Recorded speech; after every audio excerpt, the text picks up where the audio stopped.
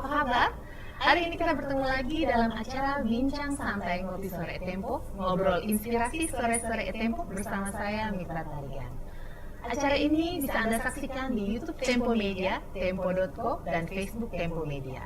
Dan kegiatan ini akan hadir di setiap akhir pekan untuk mengangkat isu-isu yang menarik di sekitar kita dan juga cerita-cerita yang bisa menjadi inspirasi bagi kita semua. Sahabat Tempo, Hari Ayah diperingati setiap tanggal 12 November. Ayah menjadi pemimpin keluarga sering dinilai kurang terlibat dalam pengasuhan dan pekerjaan rumah tangga. Apakah hal tersebut masih berlaku sekarang?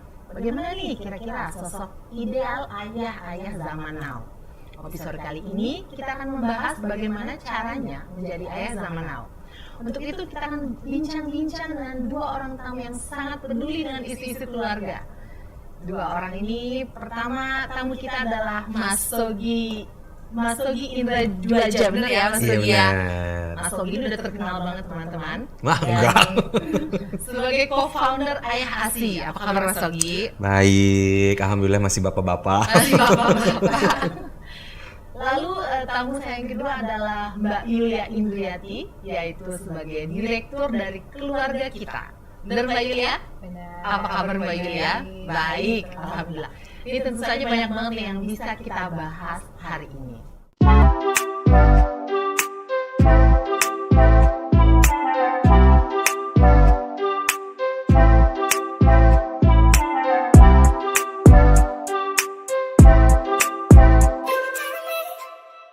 Perempuan adalah insan multidimensi dan multitasking. Bekal penting yang harus dimiliki untuk menjalani beragam peran itu adalah informasi. Cantika.com hadir memenuhi kebutuhan perempuan atas berbagai peran yang dijalani. Informasi kecantikan, kesehatan, fashion ada di sini. Setiap pekan, sahabat Cantika dapat berpartisipasi dalam live Instagram di @cantika.com dan berinteraksi dengan redaksi lewat Telegram. Cantika.com, informasi dan inspirasi perempuan.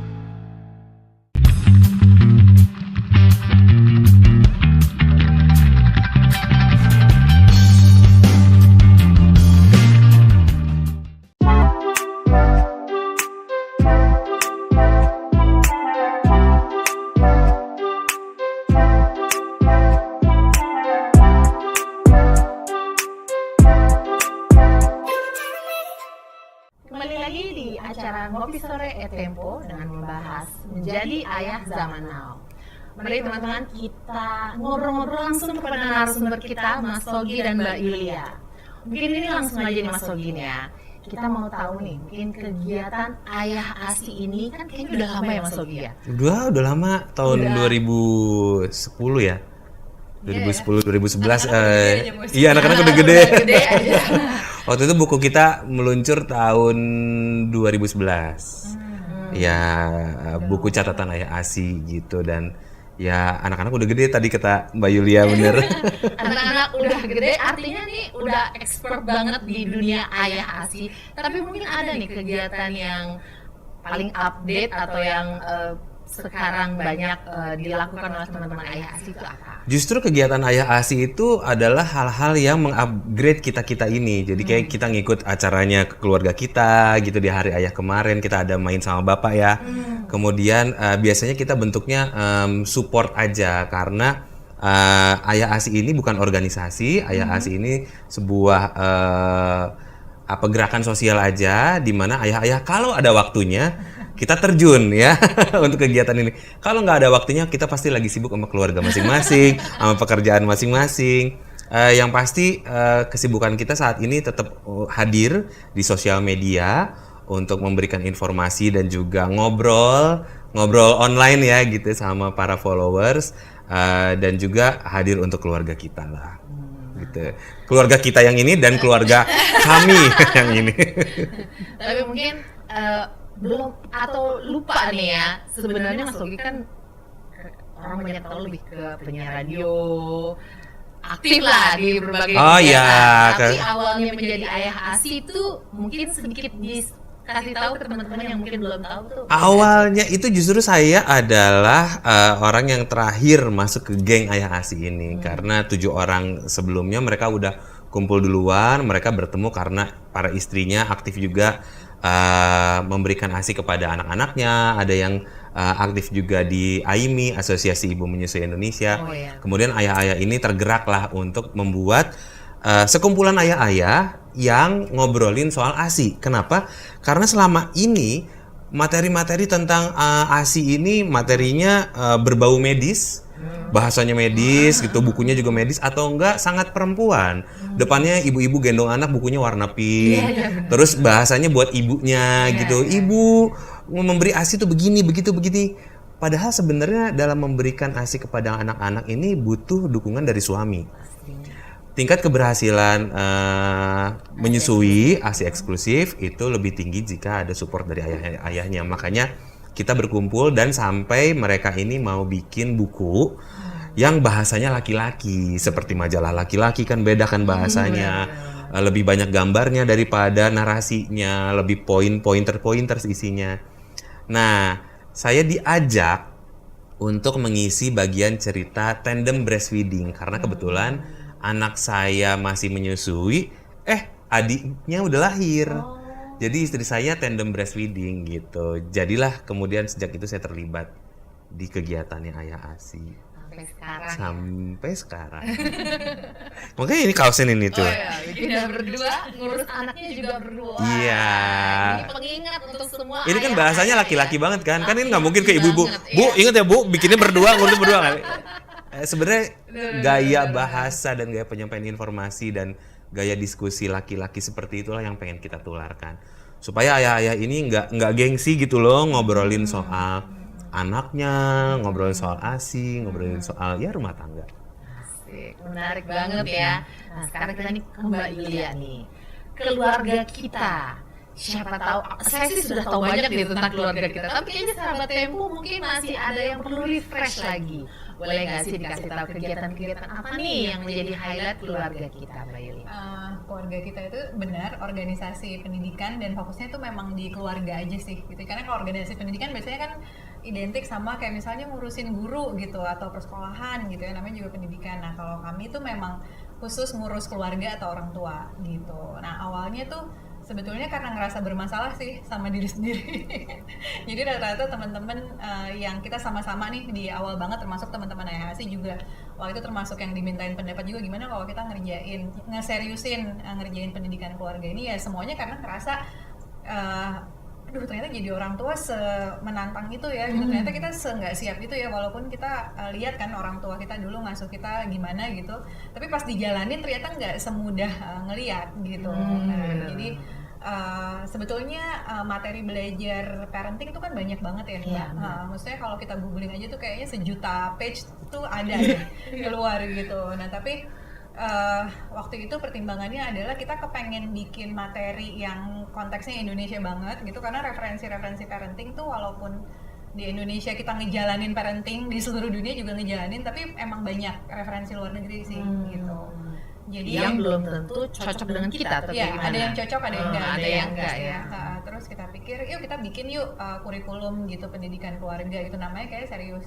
Tapi sebetulnya tuh nyusun materi belajar yang sesederhana kayak, jadi belajarnya tuh mulai dari yang mana dulu sih sebenarnya gitu, apa dulu gitu, terus habis itu apa lagi gitu kan. Jadi waktu itu awal sama Mbak Ella, Mbak Najila Shihab yang mendirikan keluarga kita, oke, kita bikin materi belajarnya dulu deh, urut-urutannya tuh gimana. Terus jadi awalnya dari situ sih, dari ngerasa bermasalah, yuk kita bikin materi belajarnya. Terus habis itu kita menginisiasi ada namanya Rangkul. Rangkul tuh relawan keluarga kita, sebenarnya singkatan. Sebenarnya tuh awalnya Rangkul itu tuh lebih karena pas materi belajarnya udah jadi, terus biar nyampe ke tangan orang tua gimana ya gitu. Kalau nggak kan jadi dokumen aja tuh. Nah terus salah satu temuan kita juga, orang tua tuh walaupun bingung gitu ya ngejalanin peran jadi orang tua, tapi nggak suka diajarin. Mungkin mirip ya kayak tadi Mas Ogi ceritain gitu ya, bapak-bapak tuh punya caranya sendiri gitu. Nah kalau orang tua secara umum tuh ya anak gue terserah gue gitu. Gitu. Jadi kita ngelihatnya kayaknya salah satu cara belajar yang paling efektif untuk belajar pengasuhan tuh sebenarnya dari sesama orang tua gitu sih Mbak Mitra. Jadi sebenarnya tuh kayak ibu-ibu yang nongkrong di depan tukang sayur, harus ngeliat kan, sambil jongkok-jongkok terus nungguin sayurnya disiapin, kan suka kayak harus ada yang dipotong dulu. Terus terus kan sambil kayak duh anak aku nggak mau makan sayur nih gitu, Iya, terus iya, ibu gue iya. kenapa kok nggak mau, ada Iya, yang iya, gitu iya, ya. iya. Gini aja gitu, itu tuh menurut kita kayak sebetulnya sangat-sangat efektif sih untuk bisa ngubah perilaku orang tua dari yang tadinya bingung A jadi ngerti gitu. Nah, tapi format ini kan kita nggak bisa maksa semua orang nongkrong di depan tukang sayur. Walaupun itu secara organik itu efektif banget sih, karena kok oh caranya gitu ya gitu, giniin aja gitu. Nah, itu tuh kita strukturkan gitu. Jadi kegiatan orang tua berbagi, tapi perlu ada yang ngegerakin kan. Nah, penggeraknya itu si para rangkul-rangkul ini. Jadi mereka bikin sesi-sesi supaya materi belajar yang udah kami susun itu bisa nyebar ke orang tua gitu. Tapi tetap sih sebetulnya sumber belajar utamanya itu tetap sesama orang tua gitu. Nah, itu yang jadi program utamanya kami sih di keluarga kita, mengelola itu, membesarkan itu gitu ya, supaya semakin banyak penggeraknya, semakin banyak rangkulnya, terus semakin banyak orang tua yang belajar dari satu sama lain gitu. Ya, dan saya rasa hal-hal begini bisa menjadi counter liarnya informasi. Benar. Kebayang nggak sih dengan gaya-gaya parenting turunan dari orang tua yang lama, ternyata di tukang sayur ngomonginnya yang itu, Iya. ngomonginnya hal yang salah. Jadi Padahal belum tentu cocok dengan zaman saat betul ini ya. gitu ya. Jadi dengan adanya keluarga kita, menurut saya sih membentuk dan mengisi pembicaraan orang tua yang lebih terarah gitu, nggak liar. Benar-benar. Nah, Mbak Yulia kan tadi orang tua secara keseluruhan, khusus tentang para ayah nih, seperti apa nih kegiatan keluarga kita mungkin yang sudah dilakukan? Jadi kita tahun lalu tuh setelah pandemi sih sebetulnya kita nyari inovasi apa ya yang kira-kira bisa nge-tap in satu keluarga gitu, karena kami sadar banget sih selama ini tuh kegiatannya keluarga kita lebih banyak fokus ke ibu gitu ya. Jadi kalau kita bikin sesi rangkul itu juga pasti lebih banyak ibu-ibu yang datang gitu. Tapi buat kita itu oke banget juga sih, karena ya emang ibu-ibu realistically sehari-hari banyak, majority tuh banyak yang berinteraksi sama anaknya gitu ya, walaupun nggak menutup kemungkinan bapak-bapak juga gitu ya, karena ya ada ibu-ibu yang lebih banyak stay di kantor, which is oke aja gitu. Nah, terus setelah pandemi itu kayaknya salah satu pelajaran terbesar tuh adalah pas pandemi, ternyata seberat itu ya berada di satu rumah barengan sama satu keluarga berjam-jam, nggak ada kesempatan berpisah sama sekali. Maksudnya itu secara realistis membuka mata kita, ternyata tuh hubungan keluarga yang enak gitu ya, yang hangat itu tuh penyelamat utama lah ya, mungkin bisa kita bilang gitu ya, selama krisis gitu. Kita tuh kepengennya kalaupun nanti ada krisis lagi jangan sampai kita ada di tempat yang lebih baik lah gitu ya. Masa kita nggak belajar sama sekali sih dari krisis yang kemarin gitu kan. Mungkin kalau dicek datanya ya perceraian tinggi gitu, terus kasus-kasus yang berkaitan sama mental health itu juga tinggi. Nah, itu juga banyak ya cerita temen-temen, aduh gila ternyata di rumah bareng-bareng terus tuh capek banget ya, makanya banyak orang yang lebih seneng di luar rumah gitu kan gitu. Berarti kan ada sesuatu tuh di dalam rumah gitu kan, ternyata main bareng sama anak atau sama keluarga tuh seberat itu gitu ya kalau kita nggak biasa gitu. Terus keluarlah ide itu, ya coba aja yuk kita bikin main sama bapak gitu. Jadi sebetulnya satu kegiatan yang kayak tadi aku sempat ceritain, yang nggak usah banyak ngomong gitu, datang-datang tuh langsung main aja gitu, nggak usah terlalu kayak ada sharing-sharing atau ngobrol-ngobrol. Kalaupun ada ya itu biar terjadi secara natural, tapi intinya tuh datang untuk main gitu. Jadi yang kita pengen sebenarnya adalah impact ke masing-masing keluarga gitu ya, bahwa ternyata gak apa-apa banget sih gitu, karena sebetulnya interaksi yang hangat itu tuh juga suka susah gitu, karena kita awalnya tuh udah banyak cemas gitu ya, udah banyak asumsi gitu, aduh gue bisa nggak ya main sama anak gitu, kebanyakan ya. Kayaknya aku emang bukan bapak yang baik deh, emang nggak kuat gitu main sama anak, kayak mau intens tuh, kayak mau intens sama anak terus kayaknya nggak sanggup. Tapi ternyata pas dijalanin enggak kok, ternyata seneng aja gitu kan, ternyata happy aja gitu. Dan berkesempatan untuk melihat ternyata bapak-bapak lain main sama anaknya juga ya kelihatan sih ada yang kayak lebih ya udah deh kayaknya masih bingung caranya gimana, jadi lebih senang sama HP, ya udah nggak apa-apa juga gitu. Tapi bahwa ada di tempat yang sama saling ngelihat, ada yang berhasil, ada yang masih kesusahan gitu, ada yang kayak kesusahan banget gitu ya, itu jadi satu pengalaman juga gitu. Jadi main sama bapak tuh start tahun lalu begitu pandemi beres, sebagai salah satu aktivasi untuk menjawab insight yang tadi ya, bahwa ternyata berat banget ya di rumah terus-terusan bareng-bareng sama satu keluarga. Tapi sejak jalan tuh mau dibilang berhasil baru setahun dijalanin gitu ya Mbak Mitra, tapi kita akan coba terus sih gitu. Ternyata hasilnya cukup baik, kayak selalu rame, selalu disambut gitu, dan di saat yang bersamaan tuh ibu-ibu punya kegiatan sendiri gitu. Jadi kalau dimain sama bapak tuh ibu-ibu tidak boleh memasuki area karena ibu-ibu suka rempong ya kan. Bener. Jadi udah nih eksklusif buat bapak sama anak aja gitu sih. Waduh. Ini Mas Ogi ikut ya waktu itu berarti ya? Waktu itu nge-MC kebetulan. Oh, nge-MC Jadi kebetulan. menjadi saksi bapak-bapak itu Menjadi yang saksi bapak-bapak ikut bermain dengan betul anaknya. eksklusif tanpa ibu. Karena kalau ada ibunya pasti jangan digituin dari jauh gitu. Orang lagi lomba gambar aja yang jaraknya anaknya 4-5 meter, ibu-ibu tuh dari pinggir bisa itu udah pakai yang merah. Suaranya kecil banget gitu. Aduh. Lomba gambar gitu. Bisa kelihatan dari jauh. Hebat emang Hebat. Kuasa ibu-ibu Iya. dalam rumah tangga. Kalau menang ibunya bangga itu arahan saya. Kalau kalah kamu sih gambarnya. Setuju. Nah, ngomongin tentang peran Bapak nih, ke Mas Ogi nih mungkin. Pandangan Mas Ogi nih gimana? Kan pandemi kita banyak di rumah ya. Tapi sebelum pandemi tadi kan kita sempat nggak tahu nih orang tua, khususnya bapak-bapak mungkin yang agak-agak bingung ketika di rumah. Tapi menurut pandangan Mas Ogi, udah seberapa banyak sih ikut serta para orang tua ini dalam kegiatan rumah tangga gitu, dan tadi yang seperti bapak-bapak ini dalam kegiatan rumah tangga, dan tadi mungkin seperti yang tadi saya katakan kan sempat isu fatherless tuh yang katanya mungkin ada di Indonesia kita nomor 3 katanya kayak gitu. Nah ini pandangan Mas Ogi dan Mbak Yulia seperti apa? Mungkin Mas Ogi dulu. Nah itu yang fatherless itu obrolan-obrolan liar berarti yang tadi Liar, yang belum. ya, kita bilang ya. Karena sebenarnya kami juga mencari, Ayah Hasim mencari, keluarga kita mencari datanya dari mana sih Indonesia fatherless nomor 3 itu gitu. Tapi intinya kalau saya nggak punya data seberapa bertumbuhnya peran ayah di dalam pengasuhan anak saat ini begitu. Tapi kelihatannya jadi dari peer-nya bapak-bapak ini, kelompoknya bapak-bapak ini, saya melihat sudah mulai bisa saling menularkan. Yang satu bawa anaknya, yang lain kemudian bisa bawa anaknya. Sekarang udah banyak banget kelihatan bapak-bapak di mall ya gendong tas, tapi tas anak, tahu kan? Iya kan?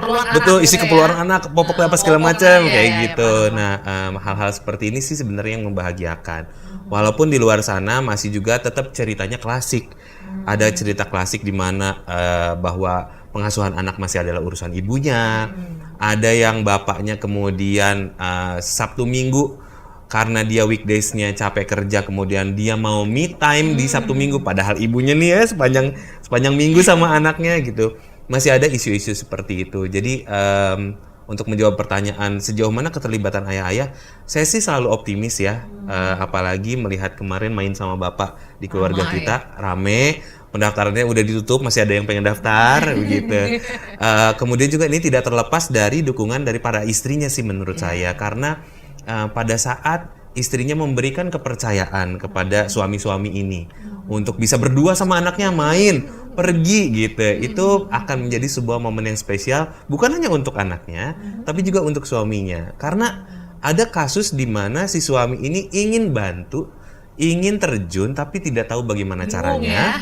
Begitu dia mencoba, diomelin mertua, ibunya sendiri, diomelin istrinya. Bukan begitu caranya, salah gitu. Kamu mandiin anak malah jadi main air. Sama bapak tuh beda. Sama bapak tuh ada ciri khasnya. Apa-apa tuh jadi main gitu. Tapi kan kita bapak-bapak ingin terjun, kemudian ingin diberi sedikit kebebasan. Boleh ya dengan cara aku. Kayak gitu. Jadi mudah-mudahan kalau ada ibu-ibu nih yang lagi nonton gitu, coba kasih kelonggaran sedikit sama bapaknya buat bikin sedikit kesalahan, tapi memberikan impact yang cukup besar untuk sang ayah dan juga anak karena memiliki waktu mereka sendiri. Baik. Kalau Mbak Yulia pandangannya kayak gimana? Dan mungkin tidak hanya pengasuhan, maksudnya kan urusan rumah tangga nih banyak ya. Dan kita tahu sekarang wanita tuh banyak yang bekerja nih. Nah, pandangan Mbak Yulia itu seperti apa kira-kira? Ibu-ibu tuh ini suka nggak seneng kalau bapak-bapak tuh pakein baju tuh atas sama bawah suka nggak matching. Baju main dipakai buat tidur habis mandi sore, nggak mau, atau kebalikannya. Kalau kalau di keluarga kita tuh kita percaya kan sebenarnya kalau ngurus rumah tangga tuh kan pekerjaan rumah tangga tuh sebenarnya kan nggak ada gendernya ya, Iya, Mbak, gitu. benar. Jadi ya sama-sama sih sebenarnya tugas bapak ya tugas ibu yang ngurus rumah tangga. Perkara ada kesepakatan bahwa misalnya bapak lebih banyak di luar rumah karena prioritasnya misalnya kerja gitu ya, atau ibu-ibu juga kayak tadi Mbak Mitra bilang banyak yang di luar rumah juga kan sebetulnya kerja, terus kemudian urusan rumah tangga dikasih ke asisten tuh juga banyak gitu. Nah tapi ini mungkin nggak relevan sih kalau buat Mas Ogi atau buat suamiku ya. Tipe-tipe bapak-bapak yang suka ngurusin di rumah juga ya gitu. Kalau suamiku tuh bilang ngurusin rumah tuh relaxing katanya gitu. Asik. Nggak usah dipikirin, tinggal dikerjain aja, itu tuh beres gitu. Kalau urusan kerjaan kan ruwet gitu ya, bikin cemas, bikin stres gitu. Jadi kalau sekarang sih kami di rumah ya membesarkan anak-anak itu dengan pandangan bahwa ini ada ayahnya yang juga nyuci piring ya misalnya gitu ya, atau ayahnya juga yang ikut itu kalau ngurusin cucian misalnya gitu ya. Itu kan emang susah ya, kayak misalnya kita bilang kamu pekerjaan rumah tuh nggak ada gendernya, tapi contohnya atau panutannya nggak ada. Itu kan juga kalau buat anak-anak apa sih gitu ya, diomongin doang tapi nggak dikerjain gitu. Nah kami kalau di keluarga kita selalu bilang bahwa pembagian peran di rumah tuh sebetulnya tergantung kesepakatan. Kita juga nggak bisa maksain bapak-bapak pokoknya harus ngurus rumah tangga juga gitu ya. Tapi kalau kesepakatan sama pasangannya nggak begitu gimana? Ternyata kegiatannya lebih banyak di luar gitu. Tapi buat bapak-bapak yang kepengen ngurus rumah tangga ya nggak apa-apa juga gitu ya. Kalau memang itu yang disepakati bersama sama pasangan. Jadi kalau kita ngeliatnya sekarang makin kesini, dan hasil risetnya juga ini aku baca-baca sedikit kemarin pas kita lagi mau ngerjain event Man sama Bapak itu, orang tua yang ada di generasi mungkin X ya ke milenial gitu, jadi itu generasinya aku sama Mas Ogi lah kira-kira gitu. Aku juga. Masih X apa milenial? Milenial. Oh Milenial. milenial. Kita X soalnya. Udah kayak lebih tua lagi, jadi itu tuh sebetulnya udah lebih mau co-parenting sih dibandingin yang boomers gitu. Nah kalau anak-anak kita ini kan Gen Z kan, sebetulnya itu tuh yang orang tua Gen Z ini tuh lebih mau sih, memang lebih mau co-parenting. Mungkin pelajaran dari generasi sebelumnya kali ya, kita ngerasa bahwa oh kita harus lebih mau terlibat nih gitu. Jadi kayaknya kedepannya akan semakin mau terlibat sih gitu. Kalau yang fatherless itu kita sama sih stand-nya sama Ayah Asi. Kita juga bingung itu sebetulnya datanya dari mana. Terus kita ngelihatnya sebagai narasi tuh kurang efektif ya. Jadi kayak memojokkan gitu ya. Gitu. Jadi ya udah emang ngerasa udah kesulitan untuk bisa terlibat gitu. Terus ada data ini kayak semakin menguatkan gitu ya. Jadi emang kalau nggak terlibat tuh emang banyak kok yang nggak mau terlibat gitu. Padahal Itu usahanya udah banyak juga ya. Betul. Baik, terima kasih banyak nih. Nah, sahabat Tempo, ini perbincangan kita masih seru banget, sahabat Tempo. Kita akan lanjut setelah yang satu ini.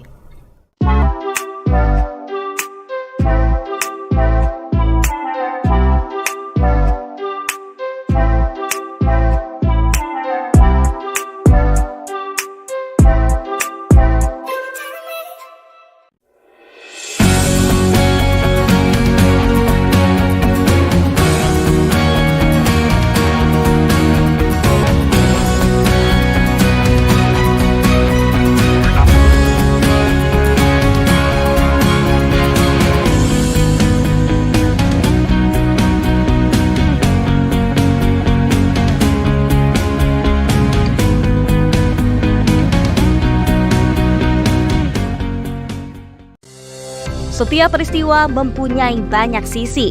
Selalu ada bagian yang tak kasat mata yang hanya bisa dilihat dengan mata pena yang tajam. Tempo mengungkap cerita di balik peristiwa, menggali lebih banyak informasi mendalam dari berbagai sumber kredibel, merangkai kepingan fakta serta kesaksian menjadi berita yang lengkap dan menjelaskan. Dapatkan majalah Tempo dengan berlangganan.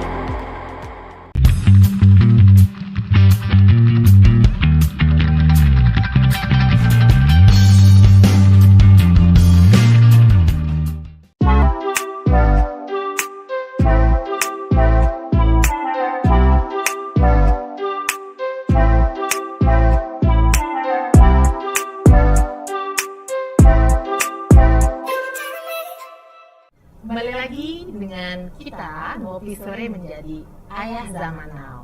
Ini kita masih bersama Mas Sogi dan juga Mbak Yulia. Kita akan ngobrolin tentang Ayah Zaman Now nih. Masih lanjut nih. Mas Sogi dan Mbak Yulia, ini ada pertanyaan nih dari netizen kita.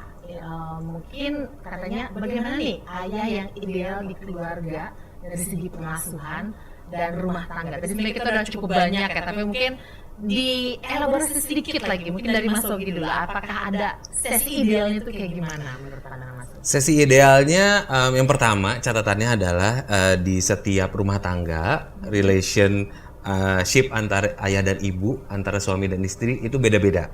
Dengan keluarganya juga gitu. Jadi kita nggak bisa plek-ketiplek langsung mencontoh dari keluarga lain misalnya. Karena mungkin ada beberapa faktor kondisi yang berbeda begitu. Tapi intinya adalah bahwa yang saya rasakan ya, menjadi orang tua itu nggak ada sekolahnya pertama. Jadi jangan pernah berhenti belajar. Belajarnya dari mana? Belajar pertama dari kesalahan generasi sebelumnya. Oke, mau stop di kita? Oke, kalau mau stop di kita, yang kita anggap sudah tidak relate lagi, yang tidak akan kita lakukan kembali ke anak kita, yang mana? Coba dipilih, kemudian lalu digantinya dengan apa? Silakan cari, belajar dari keluarga kita misalnya, atau dari teman-teman yang kelihatannya sudah berhasil nih bikin keluarganya tidak terlalu kisruh. Ya kan? Begitu. Dan hal ini bisa dimulai justru dari sebelum berumah tangga. Jadi kalau ditanya ayah ideal yang itu apa? Ayah yang punya komunikasi yang baik dengan istri, dengan anak dan anggota keluarga yang lainnya. Dan komplainnya sedikit. Udah itu aja. Komplainnya sedikit harus digarisbawahi. Iya benar. Oke. Dari Mbak Yulia mungkin ada tambahan sedikit, Mbak. Ya susah banget ya kalau jadi ayah yang ideal tuh yang kayak apa ya? Mungkin ayah, karena kalau di keluarga kita tuh kita percaya tuh orang tua nggak ada yang sempurna gitu. Jadi kayaknya kata-kata ideal tuh justru jauh gitu dari sehari-hari gitu ya. Mungkin jadi ayah yang realistis deh gitu. Ayah yang realistis tuh yang gimana sih? Aku menguatkan yang tadi udah disampaikan Mas Ogi aja, bahwa ayah yang ngerti kebutuhan anaknya tuh apa gitu. Dan kebutuhan anak kan beda-beda ya gitu. Ada anak laki-laki, anak perempuan, anak yang masih kecil, ada yang udah besar gitu ya. Kita kalau di keluarga kita percaya parenting tuh kayak maraton gitu. Jadi kalau maraton kan panjang ya gitu, berkilo-kilo gitu. Tapi di kilometer-kilometer awal pas anak masih kecil itu kebutuhannya beda sama anak-anak yang udah agak besar misalnya. Terus yang udah remaja menjelang dewasa itu juga kebutuhannya tuh beda lagi gitu. Jadi mungkin ayah yang mendekati ideal adalah ayah yang bisa ngerti, yang mau belajar, yang tahu anakku tuh kalau umur segini butuhnya apa sih gitu ya, aku penuhin kebutuhannya. Kalau udah agak besar, oh ternyata justru kalau udah besar itu butuh lebih banyak ditemenin ya, bukan malah dilepasin gitu. Nah itu kemudian mendekatkan diri sama anak-anak yang udah remaja gitu.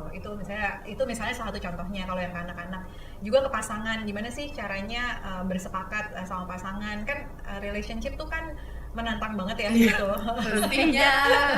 Maksudnya berpasangan dan menikah tuh ya sesuatu yang berkah gitu, tapi bukan berarti mudah dijalanin gitu. Nah, kayaknya kalau jadi pasangan atau sebagai bapak tuh juga sebagai ibu gitu ya, terus mengusahakan supaya hubungannya tuh hubungannya tuh enak gitu ya, hubungannya nyaman, nggak saling menekan satu sama lain, itu juga udah alhamdulillah banget sih. Kayaknya gitu ya kalau di zaman sekarang ini gitu, nggak usah yang kayak di fairy tale yang cinta-cintaan terus tapi hubungan yang bisa saling ngelegain aja gitu, nggak nyusahin satu sama lain, itu udah alhamdulillah. Jadi mungkin yang ideal kalau tadi Mas Ogi yang nggak banyak komplain gitu, kalau dari aku mungkin yang bisa saling memenuhi kebutuhan lah gitu. Iya, karena ayah ideal sekarang tuh Chris Martin. Iya, jadi kalau disebut ayah ideal tuh kayak gimana? Kayak Chris Martin. Susah nyampainya ke situ tuh susah gitu. Jadi kita udah jadi ayah yang sedikit komplainnya udah bagus. Yang realistis yang realistis. Karena kadang-kadang kita suka kaget gitu, anak-anak tumbuh dewasa, tumbuh gede gitu ya. Terus tiba-tiba misalnya dia ke kasir, terus habis itu bagaimana cara dia kemudian berinteraksi dengan kasir, dia bilang terima kasih segala macam. kayak, apakah dia melihat contoh dari aku? Kayak gitu kan, hal-hal seperti itu yang membahagiakan. Jadi untuk orang tua di luar sana, jangan berhenti buat jadi contoh yang baik, karena nanti suatu hari kamu pasti ngalamin, anak gue berbuat seperti itu, aku bangga sekali, apakah dia mencontoh aku? Itu titik kebanggaan menjadi orang tua. Dan itu bukan lewat nanti kamu kalau dikasih bilang terima kasih ya terus gitu ya, kayak gitu, bukan dari situ gitu. Akan lebih terasa keberhasilannya kalau itu terjadi organik gitu. Dan ngomongin soal perkembangan anak setiap usianya, itu kan banyak bahan literaturnya, tinggal dibaca aja, tinggal diikutin aja. Ikut rangkul lah makanya, ikut keluarga kita. Ya. Tapi Mas Lugi sendiri ada anak laki-laki ya Mas ya? Ada yang pertama laki-laki, sekarang kelas 9. Kelas 9. Nah, tadi selain contoh, tapi ada kelihatan nggak sih, ternyata apa mungkin dia anak pertama gitu jadi lebih tanggung jawab atau apa kayak gitu nggak sih? Oh enggak, anak pertama di mana paling dimanja dong. Anak pertama di mana-mana paling dimanja karena anaknya baru satu, segala disediain, adiknya ini common banget ya. Kalau adiknya kadang-kadang pakai bekas kakaknya, terus kita udah mulai sibuk, ya akhirnya jatuhnya lebih mandiri, tipikal lah ya seperti itu. Tapi anak pertama saya ini sekarang lagi udah mulai main sendiri gitu. Dia udah bisa pakai ojek online sendiri gitu. Aku mau main ke sana ya udah cuma di drop terus main sendiri karena harus udah mulai dilepas sih kayaknya gitu. Kalau buat kami ya saat ini ya seru. Dan uniknya saya sama anak pertama itu saya sama dia ngomongnya gue lo. Iya gitu. Masih banyak yang kaget melihat kita ngomong gue lo, tapi tidak mengurangi rasa hormat saya kepada dia sebagai anak, dia anak kepada saya sebagai orang tua. Awalnya simple sih sebenarnya karena saya ngelihat lu tuh ngomong gue lo sama temen-temen kayaknya nggak enak deh, masih kaku gitu loh, ya kan ngomong gue lo terus kita ngobrol gue lo aja supaya lu nggak kaku. Tujuannya asalnya seperti itu, tapi lama-lama enak dan ternyata tidak mengurangi rasa hormat tadi yang orang-orang ini anak kurang ajar sama bapak ngomong gue lo. Justru menurut saya itu membangun kedekatan tersendiri. Tapi again bahwa ini khasnya tiap keluarga, tergantung maunya bagaimana begitu. Tapi kita bisa loh bapak-bapak bikin gimmick-gimmick tersendiri untuk bisa bikin deket sama orang tua. Coba deh bikin hubungan yang khas sama masing-masing anak. Gitu. Kalau sama yang cowok kan gue lo. Kalau sama yang cewek, saya adalah supir pribadinya. Dia mau latihan dance, dia mau ini, saya supirin, terus beneran emang kayak supir. Udah makan belum? Abis ini mau makan apa? Gitu. Beneran. Terus habis itu sekarang karena anak-anak udah mulai gede, pada SMP, setiap hari Minggu, saya pasti nanya, jadwal kalian minggu ini apa sih? Karena kita sebagai orang tua harus tahu jadwal anak, supaya kita tahu, hari apa kita nggak ketemu, hari apa kita ketemu, karena udah gede. Itu seru loh, jadi anggap anak-anak ini seperti rekan kerja. Pak, saya mau booking Bapak hari Jumat, bisa nggak gitu? Jadi kita mau main hari apa nih? Pas udah ngeliatnya, kita mau main hari apa nih di minggu depan ini gitu. Itu seru loh kalau anak-anak udah gede. Bahkan sama anak-anak aja booking jadwal.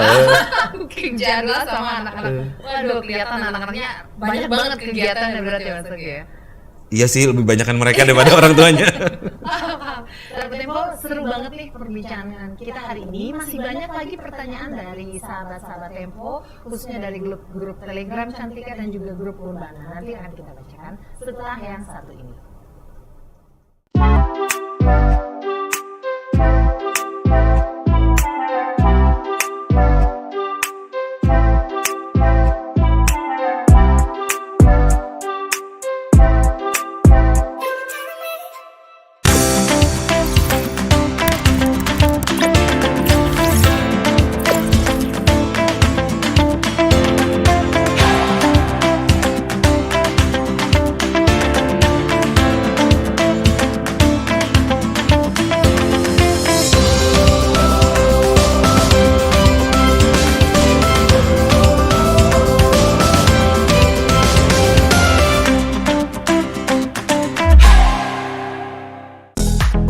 Tempo mempersembahkan podcast Apa Kata Tempo.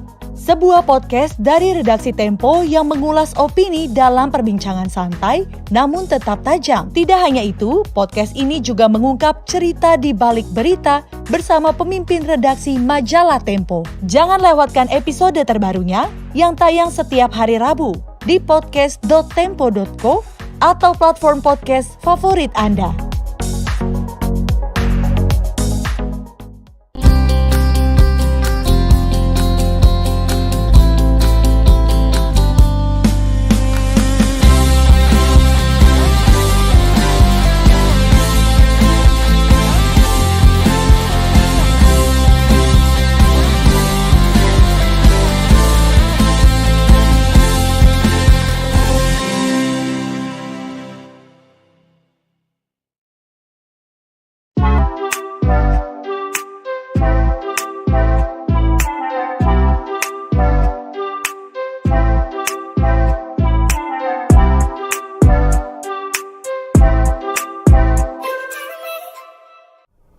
Halo sahabat Tempo, kembali lagi di acara Ngopi Sore Tempo menjadi ayah zaman now.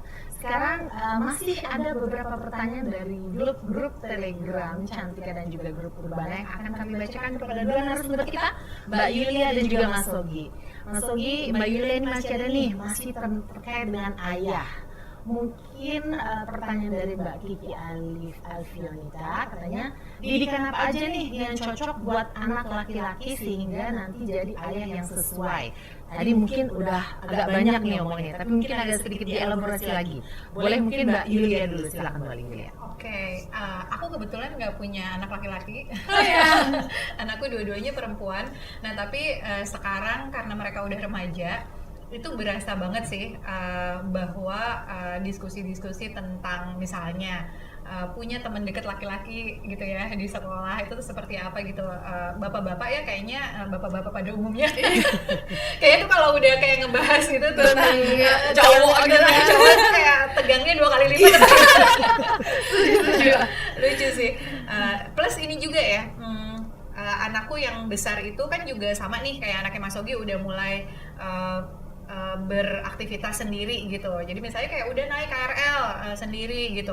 Aku lihat tuh kayak ada satu ya, pas saya pengen ketawa sih tapi ya udahlah gitu.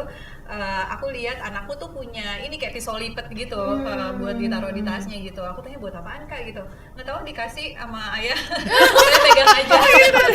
Tanpa Mbak Yulia tahu ya. Nakut-nakutin orang apa gimana gitu. Terus gitu. Iya soalnya kan aku udah mulai naik KRL gitu kan, udah mulai kemana-mana sendiri gitu buat jaga-jaga. Itu mungkin khasnya bapak-bapak ya. Soalnya kalau kayak ibu-ibu nggak kepikiran sih mau Bawain pisau lipat kayak senjata tajam atau apa gitu ya, karena bingung ntar cara makainya gimana ya, terus akan dipraktekkan dalam kondisi apa gitu. Kayak ternyata rupanya tuh diskusi itu ada. Itu mungkin khasnya bapak-bapak ke anak yang nggak punya anak laki-laki ya, jadi anak perempuan. Plus ya itu sih obrolan tentang relationship sama teman dekat. Kalau misalnya ada teman cowok yang lebih dekat daripada teman-teman lainnya, itu tuh kayak healthy boundaries ya, apa ya, batasan sehatnya tuh sampai di mana sih gitu. Kita kepengen anak kita tumbuh sesuai tahap perkembangannya ya. Pasti kan kalau di usia segini tuh udah kayak remaja kan udah mulai ngelihat yang temennya yang lawan jenis gitu kan. Terus harus bersikap gimana, bukannya nggak boleh deket tapi juga deketnya tuh sampai di mana ya. Itu kayaknya bapak-bapak punya concern. Dan lucu sih aku ngeliatnya kalau ngebahas itu tuh bapak-bapak kayaknya lebih nervous. Benar atau tidak? Coba nih, Mas mungkin bisa Sogi? dicek. Tolong di cross check ini. Iya, didikan apa aja ya. Intinya adalah ya kembali anak-anak belajar dari pengalaman mereka melihat orang tuanya. Jadi buat bapak-bapak, kalau misalnya anaknya pengen menjadi ayah yang diharapkan, saya juga nggak tahu bapak-bapak di luar sana, ibu-ibu di luar sana mengharapkan nanti anak laki-lakinya jadi ayah yang bagaimana sih gitu. Yang pasti ya kembali kita mencontohkan. Jadi bukan hanya memberikan pisau lipat kepada anak, tapi juga hal-hal yang justru halus. Kayak bagaimana memperlakukan pasangan, bagaimana memperlakukan orang lain gitu. Kebetulan anak laki-laki saya yang pertama ini anaknya halus banget. Yang kalau di perempatan terus ada minta-minta padahal masih 3 mobil ke depan, dia udah yang mana duitnya, mana dia harus ngasih. Dia kalau nggak ngasih dia akan anxious sendiri gitu. Ini kayak nyontoh Iya gitu. Terus bagaimana ya tadi udah dijelaskan juga sama Mbak Yulia bagaimana melihat konflik secara langsung dan menyelesaikan konflik. Itu sih yang paling penting ya. Yang paling penting lagi adalah menurut saya kitanya yang sembuh dalam tanda kutip.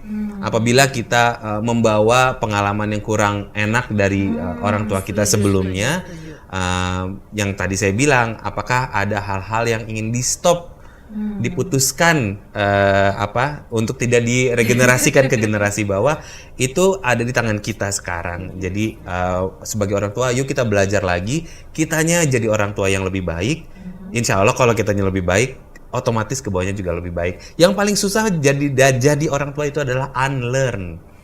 Hal-hal yang udah kita percaya, yang udah kita alami dalam pengasuhan anak ya, dari orang tua kita, dari kakek nenek, bahkan ke kita, ada hal-hal yang sudah tidak relevan lagi. Unlearn, bagaimana kita caranya mencabut semua pemikiran itu dan menggantinya dengan software yang lebih update, istilahnya gitu kan ya. Itu yang paling menantang. Jadi jangan menyerah, cari teman-teman yang mendukung, cari lingkungan yang mendukung untuk membuat kita menjadi orang tua yang lebih baik. Udah itu aja sih. Sisanya dikembalikan lagi ke teman-teman semua. Kalau udah kitanya sembuh, ke bawahnya insya Allah aman. Gitu sih. Ya. Amin. Emang bener banget ya, apalagi kita tahu keberagaman Indonesia tuh luas banget ya, dari Betul. Sabang sampai Merauke. Tiba-tiba keluarganya Jawa kawin sama Padang tuh akan bagaimana? Kalau ngomongin soal suku tipikal ya, kedaerahan tipikal ya. kedaerahan, benar sekali, benar. Nah, ini ada lagi nih pertanyaan dari Wiwi Lestari, katanya mungkin ada nggak sih dia ngomongin tentang tanggung jawab, ideal usia mengajarkan anak mulai agar terbentuk tanggung jawab gitu. Walaupun tanggung jawab sebenarnya nggak cuma untuk anak laki-laki ya, tapi untuk perempuan juga ya. Mungkin Mbak Yulia, silakan Mbak Yulia. Untuk tanggung jawab, ini maksudnya tanggung jawab di rumah ya. Iya. Sebenarnya kan anak-anak kan belajar dari kecil banget tanggung jawab. Terutama mungkin jangan jauh-jauh deh, tanggung jawab sama dirinya sendiri aja dulu gitu kan. Itu yang kayaknya perlu jadi prioritas ya, karena justru kalau di temuannya keluarga kita sekarang itu kita ngelihatnya orang tua yang boundariesnya abu-abu gitu ya. Jadi mungkin harusnya itu udah jadi tanggung jawab anak, tapi masih dia kerjain sama orang tua gitu ya, masih diambil alih gitu. Itu justru yang lebih berat sih gitu, karena ya kita nggak ada ya orang tua yang kepengen anaknya tuh nggak happy gitu, atau nggak kepengen anaknya kebebanan gitu, tapi ujungnya jadi kebablasan gitu, yang sesuatu yang seharusnya bisa dilakukan sama anak tapi masih dilakukan sama orang tua. Kayaknya itu yang justru PR-nya buat kita lebih besar sih gitu. Nah, kalau sudah bisa tanggung jawab sama diri sendiri, harusnya sih di usia pra remaja ya, mungkin 9-10 tahun tuh udah bisa sih dapat peran yang juga bertanggung jawab untuk serumah. Misalnya kayak tadinya awalnya seminimalnya piring makannya sendiri deh, yang dicuci sendiri gitu ya, nggak usah nyuci yang lain gitu. Tapi kalau udah lebih besar, udah mulai bisa tuh, jangan yang punya kamu aja, tapi kalau ada yang kotor juga yang lain, tapi misalnya nggak harus semua gitu ya, sampai sebaskom-baskom harus dia yang bersihin gitu. Jadi prinsipnya tetap bisa tanggung jawab sama diri sendiri dulu, terus habis itu secara bertahap belajar untuk ambil tanggung jawab yang jadi kebutuhan sama-sama. Silakan Mas Sogi. Kalau menurut Mas Sogi ini ada nggak nih tahapan usia kita mulai mengajarkan tanggung jawab? Tanggung jawab ya bisa dari kecil juga, untuk membereskan mainan misalnya. Benar. Oke, kalau misalnya kita belum beresin mainannya, kayaknya kita belum bisa pergi deh. Kita mau pergi nih gitu. Sama ya, semakin dewasa semakin besar. Kalau saya sih sempat bilang sama anak-anak, guys, kira-kira kalian umur 21 kayak gue nggak ya? Umur 21 gue tuh udah keluar dari rumah loh, gitu. Gue udah ngekos, gue udah punya kerjaan segala macam. Hal-hal seperti itu yang saya kasih contoh sama mereka, gitu. Itu pengalaman saya. Terus habis itu saya ngasih tahu sama mereka bahwa kayaknya kalian bisa deh, zaman sekarang tuh kayaknya lebih mudah orang untuk kemudian udah punya skill, kemudian udah bisa hidup mandiri gitu. Hal-hal seperti itu yang udah mulai saya diskusikan sama anak-anak saya yang SMP sekarang gitu. Jadi kembali lagi belajar soal tanggung jawab itu juga nggak ada batasan umurnya gitu, tapi bisa dimulai dari hal kecil sesegera mungkin sih. Pada saat ada hal kontekstual yang bisa dilakukan sama anak yang labelnya adalah bentuk tanggung jawab, dicoba aja. menarik banget ya. Artinya setiap tahapan usia juga ada ya. Ya, Ada tahapan usia untuk memperkenalkan iya, tanggung jawab. betul. gitu ya. Kita sebagai orang tua bisa ngukur lah anak-anak kita udah bisa menghandle tanggung jawab yang mana. Paham. Iya. Ini ada pertanyaan yang kedua mungkin dari Mbak Wiwi soal ekonomi. Mungkin ada nggak waktu tertentu atau cara tertentu menurut Mas Ogi dan Mbak Yulia mengajak anak bicara terkait dengan ekonomi? Kita tahu ya tadi Mbak Yulia katakan kita nggak bisa milih nih datang dari keluarga mana, orang tua yang seperti apa. Nah, atau mungkin bagaimana kira-kira bicara kepada mereka ketika membutuhkan biaya ekstra untuk kesehatan ataupun kegiatan-kegiatan yang lain? Menurut Mas Ogi dulu mungkin seperti apa nih? Saat ini sih kita di keluarga selalu ngobrolin kondisi ekonomi kita gitu. Dari mana ekonomi itu buat anak kan simpel kita ada uangnya apa enggak itu kan sebenarnya kan. Obrolan yang menjadi basic itu adalah aku kerja seperti ini, mama kamu kerja seperti ini. Kita punya penghasilan, mama punya penghasilan tetap, ayah tidak punya penghasilan tetap. Kemudian kita selalu terbuka bahwa untuk segala kebutuhan basic kita akan coba penuhi gitu, tapi untuk hal-hal seperti ini belum tentu ada uangnya gitu, dan hal-hal seperti itu yang selalu didiskusikan. So far sih salah satu bentuk yang saya bisa tangkap dari responsnya anak-anak adalah pada saat mau makan misalnya makan di luar, dia akan tanya, ini ada uangnya nggak kalau makan ini? Gitu. Hal seperti itu yang membuat saya mudah-mudahan ini hasil pembicaraan kita tentang kondisi ekonomi keluarga kami ya gitu. Jadi mereka juga sangat mindful pada saat mau kita harus mengeluarkan uang untuk sesuatu gitu. Saat ini seperti itu. Kemudian juga kita ngobrolin kondisi ekonomi keluarga orang lain. Gitu. Dimana kondisi ekonomi orang lain yang lebih fortunate dari kita sama yang less dari kita gitu. Hal itu yang selalu kita bahas, apalagi kebetulan ditambah dengan cerita masa kecil saya yang memang kondisi ekonominya kurang oke lah gitu. Jadi hal-hal seperti itu yang buat mereka menjadi seperti dongeng, tapi sebenarnya mereka paham kondisi realnya di dunia ini gitu. Jadi seperti itu. Kalau misalnya kita mungkin menjelaskannya dengan drama, nggak punya tapi nggak ada gitu. Kayaknya akan lebih sulit lah untuk dicerna. Jadi buat saya sih jadinya seperti itu sih penyampaiannya. Anak-anak baru masih usia SMP atau SD juga udah mulai membicarakan hal itu. Dari SD udah gitu. Jadi kayak alhamdulillah waktu kecil-kecil tuh kalau di toko mainan jarang tantrum yang aku pengen ini gitu. Terus kita selalu bilang, aduh iya ya, tapi belum ada uangnya. Nanti ya doakan, kita nanti punya uangnya, doakan kayak gitu. Dan pada suatu hari ternyata kita sanggup membeli. Sepertinya mereka juga paham bahwa wow ini sebuah penantian gitu. Terima kasih, dia bilang terima kasih. Dia tahu bahwa sesuatu ini diusahakan untuk akhirnya dia bisa dapat. Waduh, menarik banget ya cerita Mas Ogi. Dari pengalaman Mbak Yulia seperti apa nih ngomongin tentang ekonomi sama anak-anak? Kalau di keluarga gue kurang lebih sama Mas Ogi, ya kita terbuka sih kayak soal pekerjaan, penghasilan itu ya. Apalagi kalau anak-anak udah makin besar tuh, anak aku tuh pernah suatu hari nanya, Ibu, kalau beli apartemen di SCBD itu harganya berapa ya? Aku tuh lagi SCBD banget ya. Lucu sih gitu ya. Itu kayaknya masih kelas 7 gitu ya, SMP awal-awal gitu. Terus anak aku yang besar ini gitu orangnya serius gitu, tipenya tuh kan gitu. Maksudnya kenapa udah dipikirin dari sekarang gitu. Saya bilang enggak, pengen tahu aja sih kalau misalnya orang yang bisa beli apartemen yang mewah gitu ya, itu tuh pekerjaannya tuh apa gitu. Terus penghasilannya tuh berapa gitu ya. Nah, terus kan bergulir tuh pembicaranya dari situ gitu. Oh ya pasti penghasilannya besar banget ya. Terus habis itu kalau penghasilannya besar tuh berarti profesinya apa gitu. Terus sekolahnya apa, kayaknya ujung-ujungnya ke situ sih. Nah, ujungnya ke situ. Nah, tapi satu yang menarik dari diskusi itu adalah pada saat kita cari pekerjaan, nggak salah sih kita ngejar uang gitu. Kita kan butuh ya sama uang itu gitu kan. Tapi kalau itu satu-satunya yang dikejar berat sih gitu. Jadi obrolannya terus ke sana gitu. Jadi uang memang bikin happy, tapi bukan satu-satunya sumber yang bikin happy gitu. Bahkan orang yang punya banyak uang juga punya banyak ketidakbahagiaan gitu kan gitu. Ya anakku tuh udah bisa tuh diajakin ngomong yang kayak gitu-gitu gitu ya, dan aku yakin anaknya Mas Ogi juga, maksudnya karena kita terbiasa kan ngomongin hal yang berat-berat gitu, termasuk ya kayak ekonomi misalnya, kayak kita di rumah punya asisten rumah tangga, itu kebetulan lagi kuliah gitu. Kenapa sih dia kuliah? Karena dia mencoba mengubah hidupnya gitu ya, supaya nanti bisa punya pekerjaan yang lebih baik gitu.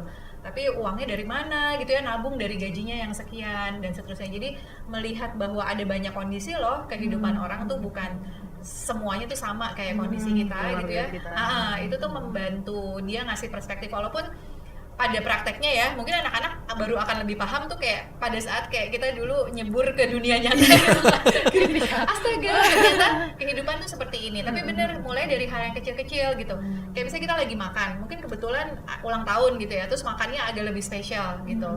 Nah itu biasanya kan kita bahas, kenapa sih kita bisa makan makanan yang spesial ini, kenapa kita nggak bisa sering-sering makan yang kayak gini, terus kenapa makanan yang sehari-hari itu harus kita telan aja gitu ya, walaupun kita nggak suka menunya misalnya gitu ya, karena cara kita mengatur budget dan sebagainya. Jadi nggak bisa dalam satu mata kuliah ya gitu kayak dinasehatkan ekonomi tuh ABCD gitu, tapi kan lewat percakapan sehari-hari, lewat praktek sehari-hari gitu ya, mereka jadi nangkep gitu ya, oh yang dimaksud dengan kondisi ekonomi yang harus dihadapi dan berbeda-beda itu seperti ini gitu sih Mbak Mika. Jadi berarti ngomongin tentang ekonomi aja sebenarnya bisa kemana-mana, sampai pendidikannya, Iya, usahanya, tanggung jawab juga bisa kita ajarin ya, ngomongin tentang ekonomi tentu saja. Bahkan mendorong mereka untuk berdoa, beribadah lebih giat, iya kan gitu. Memang tantangannya kalau di ekonomi kadang-kadang begitu, ekonominya memang sudah tidak bisa ditawar lagi, kondisinya udah plek-ketiplek seperti itu, anaknya pengen, orang tuanya juga pengen ngebeliin anaknya gitu, tapi kan apa daya kan ya. Hal-hal seperti ini yang justru harusnya bisa membuat semakin dekat, bersama-sama, yuk kita habisin sama-sama yuk gitu. Bukan menjadi konflik tambahan yang justru bikin suasana menjadi panas gitu. Jadi ngerti banget suasana yang memang serba tidak enak ini bisa terjadi di mana aja, tetapi cara kita menghadapi problem yang tadi, problem solving ini yang akan bisa menjadi pelajaran yang lebih berharga lagi yang dilihat sama anak-anak di dalam kondisi ekonomi yang sulit itu misalnya. Seperti itu sih. Termasuk mari kita sama-sama berdoa gitu. Ini menarik banget sama Cantik, baik pertanyaannya maupun juga narasumbernya seru banget hari ini. Sayang banget tapi kita dibatasi dengan waktu sehingga tidak banyak nih pertanyaan yang bisa kita ajukan kepada narasumber kita. Tapi sahabat-sahabat Cantika bisa bergabung di grup Telegram komunitas membaca Tempo dengan klik membership.tempo.co, pilih komunitas dan bergabung di grup sesuai dengan rubrik dan minat-minat sahabat Cantika semua.